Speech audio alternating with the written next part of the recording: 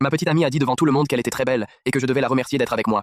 J'ai ri et je lui ai donné une leçon. J'ai 29 ans. Je travaille comme architecte dans un cabinet de projets résidentiels et commerciaux. Je ne suis pas l'homme le plus attirant du monde, mais je ne me considère pas non plus comme désagréable. Je suis moyen dans presque tout. Taille moyenne, physique normale, personnalité calme. J'ai toujours été réservé, plus observateur que protagoniste. Je n'ai pas de problème pour socialiser, mais je ne suis pas non plus le centre de l'attention. Elle, en revanche, l'était. Sylvia a 27 ans. Elle est objectivement très attirante. Cheveux sombres, sourire large, silhouette élancée. Dès que je l'ai connue, j'ai su qu'elle attirait l'attention partout où elle entrait. Nous nous sommes rencontrés à l'anniversaire d'un ami commun. C'est elle qui a initié la conversation. Elle m'a posé une question sur un projet que je développais à ce moment-là. J'ai été surpris qu'elle me remarque, mais la discussion a coulé naturellement. Au début, tout semblait normal. Elle était drôle, sûre d'elle, ambitieuse. J'admirais sa confiance.